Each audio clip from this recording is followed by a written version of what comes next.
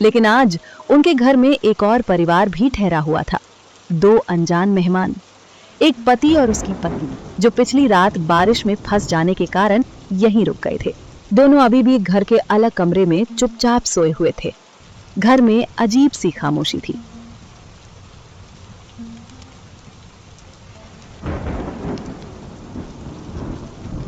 अजी, रात तो किसी तरह निकल गई, लेकिन अब सुबह हो गई है। मैं सुबह से यही सोच रही हूँ कि इन मेहमानों को नाश्ते में क्या दूं। घर में आटे की डिब्बी लगभग खाली हो चुकी है। दाल भी बस मुट्ठी भर बची है। अगर सब कुछ आज ही बना दिया तो शाम को छोटू क्या खाएगा? मैं भी यही सोच रहा हूँ गौरी। रात को जब ये लोग भीगे हुए हमारे दरवाजे पर आए थे, तब उनसे मना कैसे करता। इतनी तेज बारिश में अगर हम दरवाजा बंद कर देते तो शायद सारी उम्र खुद को माफ नहीं कर पाता। मैं मना करने की बात नहीं कर रही हूँ अजी, लेकिन हालात देखिए। हमारे अपने घर में खाने का ठिकाना नहीं है, ऊपर से मेहमान भी हैं। अगर उन्हें सूखी रोटी भी देंगे तो मुझे शर्म आएगी। गरीबी से शर्म नहीं करनी चाहिए गौरी, बुरे व्यवहार से शर्म करनी चाहिए।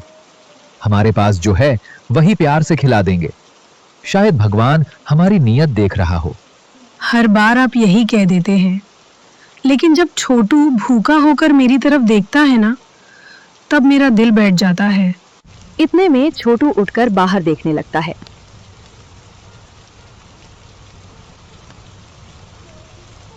बाबा, बारिश अभी भी नहीं रुकी। क्या आज भी आप काम पर नहीं जाओगे?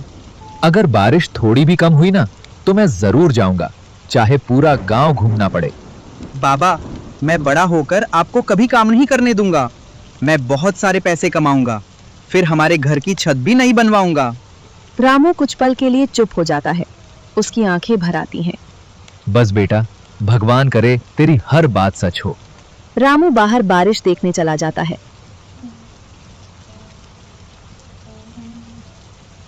उधर गौरी चुपचाप रसोई में जाती है। वो आटे का डिब्बा खोलती है, फिर दाल का डिब्बा देखती है। दोनों लगभग खाली थे। वो कुछ पल तक वहीं खड़ी रह जाती है। अजी, जरा इधर आइए, मैं आपको कुछ दिखाना चाहती हूँ। क्या हुआ गौरी, इतनी घबराई हुई क्यों लग रही हो? देखिए, ये पूरा आटा बचा है, बस इतना।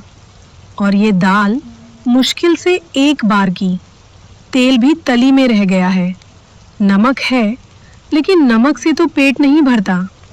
मैं रात से यही हिसाब लगा रही हूँ कि अगर सुबह मेहमानों को खिला दूँ तो दोपहर में छोटू क्या खाएगा, और अगर छोटू के लिए बचाकर रखूँ तो मेहमानों को क्या खिलाऊं।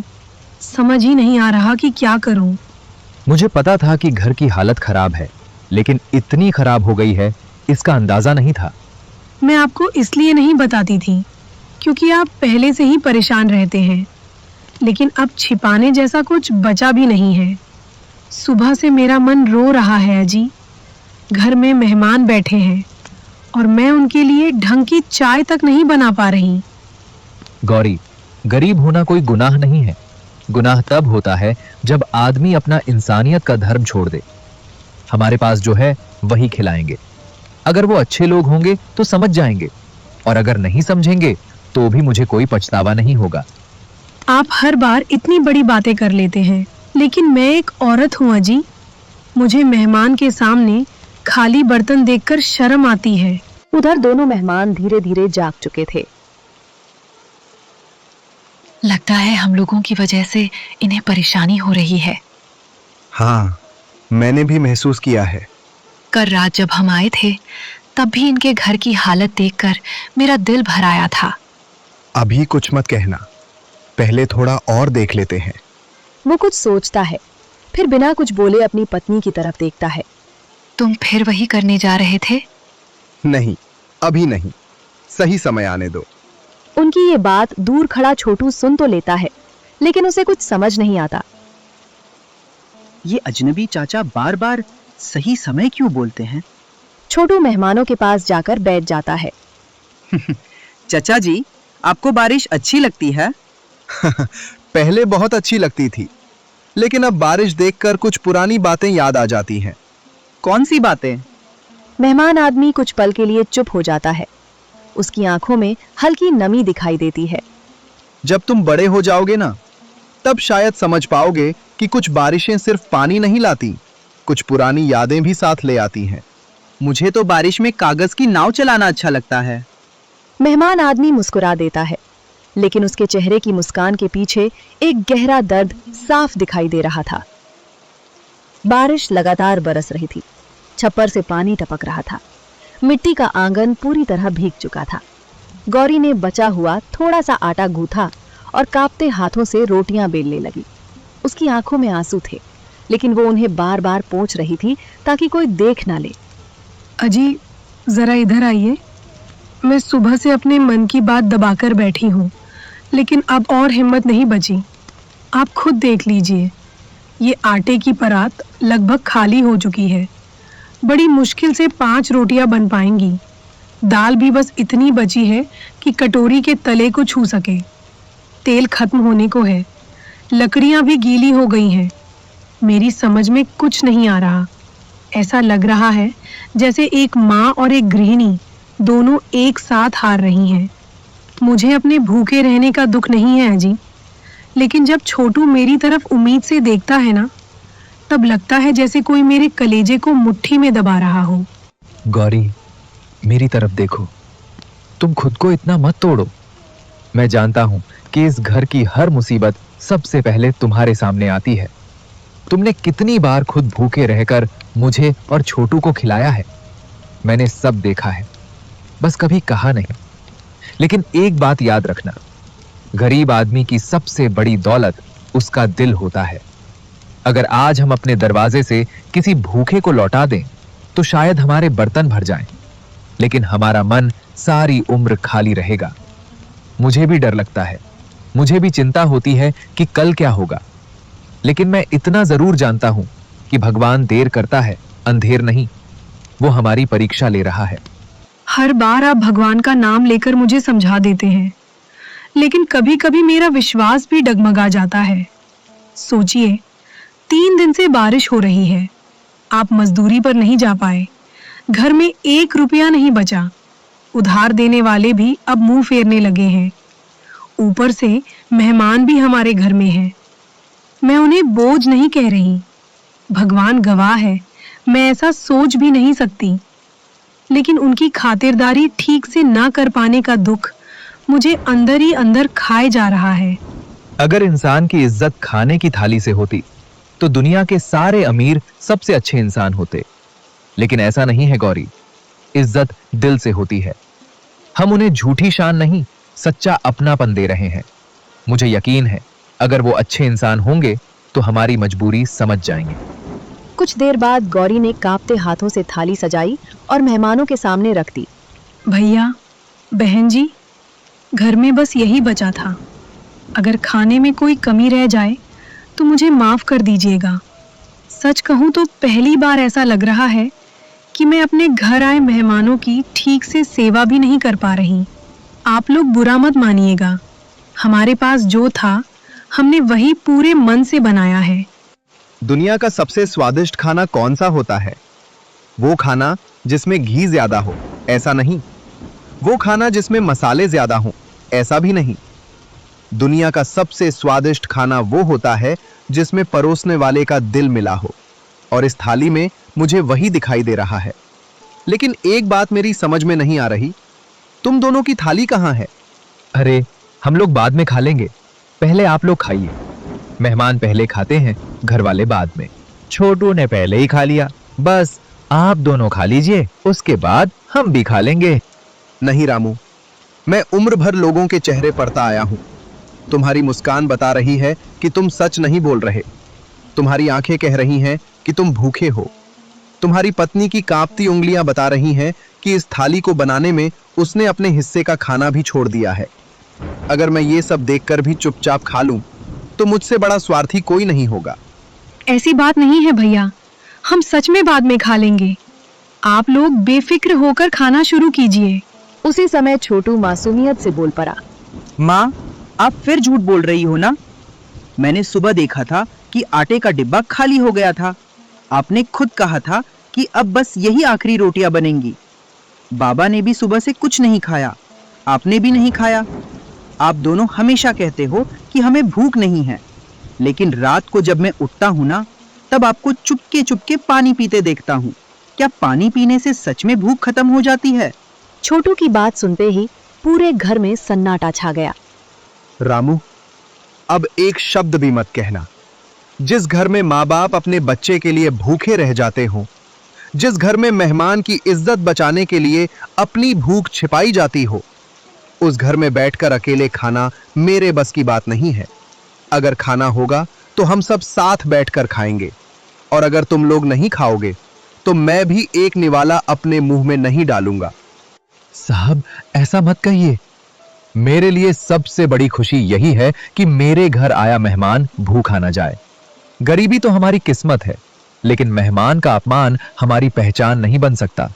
मैं हाथ जोड़कर कहता हूं, आप खाना खा लीजिए, मुझे चैन मिल जाएगा। और मुझे तब चैन मिलेगा जब तुम्हारा बेटा, तुम्हारी पत्नी और तुम तीनों मेरे साथ बैठकर यही रोटी खाओगे। याद रखना रामू, भूख इंसान को छोटा नहीं बनाती, लेकिन किसी की भूख देखकर मुंह फेर लेना इंसान को जरूर छोटा बना देता है। मेहमान आदमी ने अपनी थाली से 2 रोटियां उठाईं और छोटू की तरफ बढ़ा दी। छोटू उसकी तरफ हैरानी से देखने लगा और गौरी की आंखों से आंसू बहने लगे। घर के अंदर गहरा सन्नाटा था। बाहर बारिश पहले से भी तेज हो चुकी थी। तभी मेहमान आदमी ने अपनी थाली रामू की ओर बढ़ा दी। रामू, अगर तुम मुझे सच में अपना मेहमान मानते हो तो मेरी एक बात माननी पड़ेगी। मैं तुम्हारे घर का खाना तभी खाऊंगा जब तुम, गौरी और छोटू भी मेरे साथ बैठकर यही रोटी खाओगे। तुम बार बार मुझे सम्मान देने की बात कर रहे हो, लेकिन क्या तुम्हें लगता है कि मैं इतना छोटा इंसान हूं कि अपने सामने एक परिवार को भूखा देखकर आराम से खाना खा लूं? मुझे अपनी भूख से ज्यादा तुम्हारी मजबूरी दिखाई दे रही है। साहब, मेरी गरीबी का मजाक मत बनाइए। मैं जानता हूं कि घर में बस यही आखिरी खाना है, लेकिन मैं ये भी जानता हूं कि मेहमान भगवान का रूप होता है। अगर आज आप लोग भूखे रह गए तो मैं सारी उम्र अपने आप को माफ नहीं कर पाऊंगा। आप मेरी जगह होते तो शायद यही करते। नहीं रामू, शायद मैं तुम्हारी जगह होता तो इतना बड़ा दिल नहीं दिखा पाता। आज तुमने मुझे सिखाया है कि इंसान अमीरी से नहीं, अपने व्यवहार से बड़ा बनता है। बहन, मैं तुम्हारी आंखों में सुबह से डर देख रही हूँ। तुम बार बार मुस्कुरा रही हो, लेकिन तुम्हारा दिल रो रहा है। तुम्हें इस बात की चिंता नहीं है कि तुम भूखी हो, तुम्हें इस बात की चिंता है कि कहीं तुम्हारे मेहमान ये न सोच ले कि गरीब लोग मेहमान की इज्जत नहीं करते। सच कहूँ, तुम्हारे जैसी गृहिणी मैंने बहुत कम देखी है। गौरी कुछ बोल नहीं पाती। उसकी आंखों से आंसू टपकने लगते हैं और फिर ऐसे ही सब लोग मिल बांट के 1-2 रोटियां खा लेते हैं। इतने में बाहर हवा का तेज झोंका आता है। दरवाजा अपने आप खुल जाता है। सब लोग खाना खाकर बैठे हुए होते हैं। बारिश के साथ एक पुराना भीगा हुआ लिफाफा उड़ते उड़ते घर के अंदर आ गिरता है। माँ, देखो, कोई कागज उड़कर आया है। रामू लिफाफा उठाता है। उस पर सिर्फ एक नाम लिखा था, रामू, लेकिन भेजने वाले का नाम नहीं था। ये हमारे नाम की चिट्ठी, लेकिन इस बारिश में कौन भेजेगा? रामू धीरे धीरे लिफाफा खोलता है। अंदर केवल एक पर्ची थी। उस पर लिखा था, जिस मेहमान को तुमने अपने घर में जगह दी है, उसे पहचानने की कोशिश मत करना। सही समय आने पर सब सच खुद सामने आ जाएगा। पूरा घर सन्न रह जाता है। बाबा, ये किसने लिखा होगा? मुझे नहीं पता बेटा, मैंने तो गांव में किसी से दुश्मनी भी नहीं की। गौरी की नजर धीरे धीरे मेहमान आदमी की तरफ जाती है। वो बिल्कुल शांत बैठा था, जैसे उसे पहले से सब पता हो। भैया, एक बात पूछूं? पूछो बहन। आप बुरा मत मानिएगा, लेकिन ये चिट्ठी, क्या इसका आपसे कोई संबंध है? आप बार बार कहते हैं कि सही समय आने दो।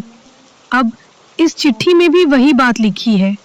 मेरा मन बहुत घबरा रहा है। मेहमान आदमी कुछ देर तक चुप रहता है, फिर धीरे से मुस्कुराता है। अगर मैं अभी तुम्हारे हर सवाल का जवाब दे दूं, तो शायद तुम लोग मुझ पर विश्वास नहीं करोगे, और अगर मैं चुप रहूं, तो तुम्हें मुझ पर शक होगा, इसलिए अभी इतना ही कहूंगा। मैं तुम्हारा दुश्मन नहीं हूं, लेकिन मैं यहां सिर्फ बारिश से बचने के लिए भी नहीं आया। रामू और गौरी एक दूसरे का चेहरा देखने लगते हैं। चिट्ठी को कई बार पढ़ने के बाद भी रामू की बेचैनी कम नहीं हुई। उसने एक पुरानी बोरी अपने सिर पर रखी और दरवाजे की ओर बढ़ गया। बाहर अब भी तेज बारिश हो रही थी। अजी, इस मौसम में कहाँ जा रहे हैं? चारों तरफ पानी ही पानी है, कहीं फिसल गए तो? मेरा मन बहुत घबरा रहा है। गौरी, घर में बैठकर डरने से कुछ नहीं होगा। ये चिट्ठी किसने भेजी, क्यों भेजी, इसका पता लगाना जरूरी है। और अगर कहीं थोड़ा बहुत काम भी मिल गया तो शाम के खाने का इंतजाम हो जाएगा। तुम चिंता मत करो, मैं जल्दी लौट आऊंगा। बाबा, ये पुराना छाता ले जाओ। इसमें 2 जगह से पानी टपकता है, लेकिन पूरी तरह भीगने से तो बच जाओगे। तू बहुत बड़ा हो गया है बेटा, चल मैं जल्दी लौटता हूं। रामू बारिश में भीगी कच्ची सड़क पर धीरे धीरे आगे बढ़ जाता है। गली पूरी कीचड़ से भर चुकी थी। कई घरों के दरवाजे बंद थे। लोग खिड़कियों से बारिश देख रहे थे। रामू सबसे पहले गांव के बूढ़े किसान काका शंभू के घर पहुंचा। काका, काका, बाहर आइए।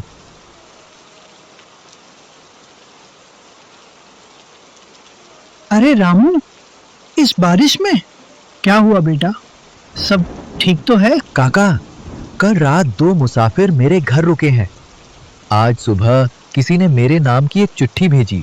उसमें लिखा था कि उन मेहमानों को पहचानने की कोशिश मत करना।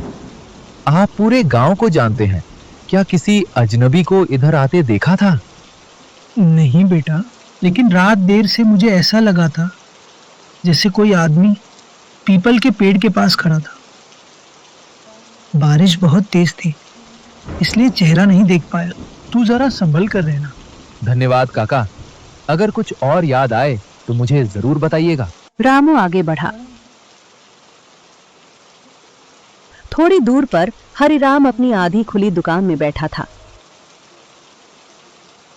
लाला जी, मुझे उधार नहीं चाहिए, बस एक बात पूछनी थी। अब क्या पूछना है? क्या आज सुबह मेरे घर की तरफ किसी अजनबी को जाते देखा था? देखा तो था, एक आदमी काला कंबल ओढ़े तुम्हारे घर वाली तरफ गया था। मैंने आवाज दी, लेकिन वो बिना पीछे देखे आगे बढ़ गया। मुझे लगा कोई रिश्तेदार होगा। फिर वो वापस आया? यही तो अजीब बात है, मैंने उसे लौटते नहीं देखा। रामू का चेहरा और गंभीर हो गया। उधर घर में गौरी चूल्हे के पास बैठी बुझती आग को जलाने की कोशिश कर रही थी। बहन, मेरा मन बार बार घबरा रहा है। न जाने रामू कहाँ होगा। घर में खाने को कुछ नहीं बचा, ऊपर से ये रहस्यमयी चिट्ठी। ऐसा लग रहा है जैसे कोई अनहोनी हमारे आसपास घूम रही हो। हिम्मत रखो बहन, कभी कभी सबसे काली रात के बाद ही सबसे उजली सुबह आती है। मुझे विश्वास है तुम्हारे परिवार के अच्छे दिन बहुत दूर नहीं है। दोपहर ढलने लगी थी। बारिश अब भी लगातार हो रही थी, लेकिन पहले जितनी तेज नहीं थी। रामू भीगे कपड़ों में धीरे धीरे घर की ओर लौट रहा था। उसके मन में कई सवाल थे। चिट्ठी किसने भेजी? काला कंबल ओढ़े आदमी कौन था? और मेहमान आखिर क्या छिपा रहे थे? जैसे ही वह घर के पास पहुंचा, छोटू दौड़कर बाहर आ गया। बाबा, आप आ गए। माँ सुबह से आपका इंतजार कर रही थी। हाँ बेटा, बस थोड़ी देर लग गई। तेरी माँ कहाँ है? अंदर हैं, और वो चाचा चाची भी चुपचाप बैठे हैं। रामू अपने बेटे के साथ अंदर गया और अपने मेहमानों के साथ बैठ गया। अजी, आप ठीक तो हैं? इतनी देर क्यों लगा दी? मैं तो डर गई थी। कुछ पता नहीं चला गौरी, बस इतना मालूम हुआ कि सुबह कोई अजनबी हमारे घर की तरफ आया था, लेकिन वो वापस जाता किसी ने नहीं देखा। ये सुनते ही गौरी की नजर अनजाने में मेहमान आदमी की तरफ चली गई। वो शांत बैठा था। भैया, अब तो सच बता दीजिए, आप लोग कौन हैं और हमारे घर आने के पीछे असली वजह क्या है? कुछ पल तक खामोशी छाई रही। फिर मेहमान आदमी ने गहरी सांस ली। रामू, गौरी, मैं जानता हूं कि अब तुम्हारे मन में डर भी है और शक भी, लेकिन मैं तुमसे एक बात कहना चाहता हूं। आज तक हमने तुम्हारे घर में एक पल भी अपने आप को पराया महसूस नहीं किया। तुमने हमें बारिश से बचाया, भूखे रहकर खिलाया और बिना पूछे अपनापन दिया। ऐसा व्यवहार हर किसी के बस की बात नहीं होती। लेकिन आप मुझे जानते कैसे हैं? मेहमान आदमी ने धीरे से अपनी भीगी पोटली खोली। उसमें से एक पुरानी तस्वीर निकली। तस्वीर धुंधली थी, लेकिन उसमें एक जवान लड़का दिखाई दे रहा था। क्या तुम इस लड़के को पहचानते हो? रामू ने तस्वीर हाथ में ली। वो ध्यान से देखने लगा। अचानक उसकी आंखें फैल गईं। ये तो मेरा बचपन का दोस्त मोहन है। लेकिन ये तस्वीर आपके पास कैसे? मोहन मेरा बड़ा भाई था। सालों पहले वो इस गांव में रहता था। उसने मुझे कई बार तुम्हारे बारे में बताया था कि एक गरीब लड़का है जो दूसरों के लिए अपना हिस्सा भी छोड़ देता है। मैंने तब उसकी बातों पर ध्यान नहीं दिया, लेकिन कुछ महीने पहले भाई की पुरानी चीजों में तुम्हारा नाम मिला। तब मैंने सोचा कि कभी तुम्हें ढूंढूंगा। तो फिर वो चिट्ठी किसने भेजी? वो चिट्ठी मैंने नहीं भेजी, लेकिन जिसने भी भेजी वो शायद हमें पहचानता है। हम यहाँ किसी का बुरा करने नहीं आए। सच कहूं तो हम तो बस एक रात रुकना चाहते थे, लेकिन तुम्हारा व्यवहार देखकर लगा कि भगवान हमें किसी खास वजह से यहाँ लाया है। रामू और गौरी एक दूसरे को देखने लगे। उनके मन का डर थोड़ा कम हुआ, लेकिन रहस्य पूरी तरह अभी भी नहीं खुला था। शाम होने लगी। बारिश अब हल्की फुहार में बदल चुकी थी। गौरी ने बची हुई थोड़ी सी दाल गरम की और सबको साथ बैठाकर खिलाया। इस बार किसी ने अलग थाली नहीं रखी। छोटू मेहमान आदमी के पास बैठा मुस्कुरा रहा था। चाचा जी, कल बारिश रुक जाएगी क्या? शायद बेटा, और कभी-कभी बारिश रुकने के साथ कुछ परेशानियां भी चली जाती हैं। उसने रामू की तरफ देखा।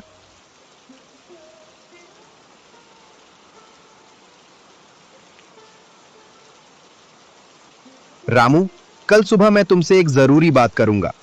वही बात जिसके लिए शायद भगवान ने हमें तुम्हारे घर तक पहुंचाया है। रामू ने धीरे से सिर हिला दिया। बाहर बादलों के पीछे सहल की रोशनी झांकने लगी थी और इसी उम्मीद के साथ वो रात बीती।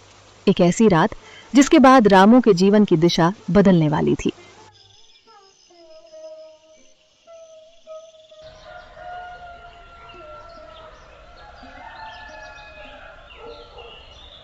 अगली सुबह होते ही बारिश लगभग रुक चुकी थी। कई दिनों बाद बादलों के बीच